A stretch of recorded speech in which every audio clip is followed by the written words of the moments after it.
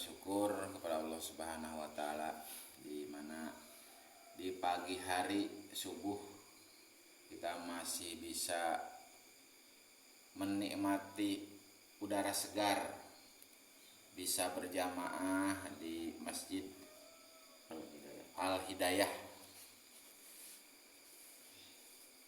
Mudah-mudahan amal yang telah kita lakukan, yaitu diantaranya subuh berjamaah, menjadi salah satu ciri atau bukti bahwa kita telah bersyukur kepada Allah Subhanahu wa taala. Amin ya rabbal alamin. Hadirin jamaah subuh yang dirahmati Allah. Pada suatu hari nanti atau ada saatnya akan terjadi pada kita, yaitu sesuatu yang akan menggetarkan dan menyulitkan dan menyusahkan kita. Maka untuk memudahkan semuanya dan diberikan kelancaran oleh Allah, maka ada wasilah, perbanyaklah bersalawat kepada Rasulullah Shallallahu Alaihi Wasallam.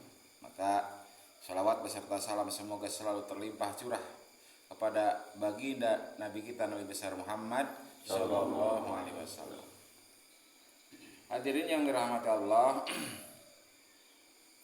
hari ini kita mungkin merasa biasa-biasa saja hidup di alam dunia ini, di mana kehidupan sehari-hari seolah-olah biasa. Tapi dalam banyak surat atau ayat dalam Al-Quran sudah dijelaskan bahwa akan terjadi yang namanya guncangan atau hari kiamat. Di antaranya salah satu surat Al-Zilzalah. A'udzubillahi minasyaitonirrajim. Idza zulzilatil ardu zilzalaha. Ketika suatu waktu nanti akan terjadi guncangan, bumi ini akan berguncang dengan guncangan yang dahsyat.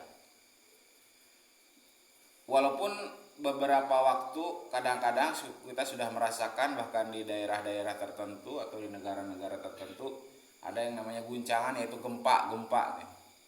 Tapi guncangan yang dimaksud dalam surat Al-Zilzalah ini adalah guncangan hari kiamat. Nah, ketika itu akan terjadi wa akhrajatil ardu asqalaha. Bumi ini yang kita pijak, yang kita singgahi, yang kita tempati akan mengeluarkan, wa akhrajat akan mengeluarkan asqalaha, beban-bebannya. Jadi di dalam bumi yang kita tinggal ini ada beban yang akan keluar nanti pada waktunya. Kalau kita lihat sementara yang pernah kita lihat adalah adanya gunung meletus gitu kan, adanya lahar dingin, lahar panas dan berbagai macam, seperti ada lumpur lapindo dan segala macam, itu diantaranya bagian kecil. Nah, nanti bumi itu akan tertumpah mengeluarkan segala bebannya. Wahrojatil ardu asqalaha. Nah, sehingga kondisi itu akan membuat manusia bertanya-tanya. Waqalal insanu, manusia bertanya, malaha, ada apa ini? Kenapa bumi seperti ini? Itu akan terjadi. Nah, maka ketika sudah betapa susahnya kehidupan tidak biasa, dunia tidak biasa, manusia akan mencari-cari pertolongan, mencari-cari apa yang bisa menyelamatkan. Nah, maka ketika kondisi manusia bertanya-tanya, maka yauma'idzi yasdurun nas. Pada suatu hari itu manusia akan berbaris, akan berjejer, akan bertanya-tanya. Apa yang mereka tanyakan? Liyurau a'malahum. Mereka akan melihat, akan diperlihatkan amal-amal mereka sebelum terjadi hari kiamat itu. Jadi yang akan menjadi pertanyaan yang akan bisa menolong kita nanti adalah amal kita masing-masing. Liyurau a'malahum, akan diperlihatkan amal kita. Amal itu adalah aktivitas atau perbuatan kita selama hidup di alam dunia ini sebelum kiamat datang, maka itu amal buat kita. Nah, dan amal itu ternyata ada amal yang disebut amal khair, ada juga yang disebut amal syar.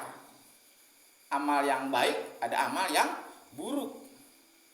Diurau a'malahum, mereka akan diperlihatkan amal-amal ketika sebelum kiamat datang. Paman yakmal, maka siapa saja yang beramal, yang berbuat, yang beraktivitas di alam dunia ini sebelum kiamat datang, miskola darrotin, walaupun hanya kecil, khairon, amal yang baik, yaro, maka dia akan melihat. Maksudnya dia akan merasakan manfaat dari amal itu, dari amal baiknya, walaupun hanya kecil, akan terasa. Ketika itu saking kondisi sangat sulit, amal baik sekecil apapun akan terasa. Tapi sebaliknya, wa may ya'mal miskola darrotin syaron, dan siapa yang beramal walaupun hanya kecil, amal buruk syar, maka yaroh sama juga akan terasa. Walaupun amal buruk yang kecil akan terasa lebih menyusahkan, tidak ada pertolongan. Nah, maka mumpung kita masih sebelum kiamat belum datang, kita masih diberi kesempatan, maka mari kita beramal khair dan tinggalkan amal yang syar. Apa itu amal khair? Amal yang sesuai dengan syariat Islam. Amal kita sehari-hari, baik amal ibadah mahdoh, amal langsung, ibadah kepada Allah, ataupun amal muamalah sesama manusia, itu semuanya harus khair, harus berdasarkan syariat Islam.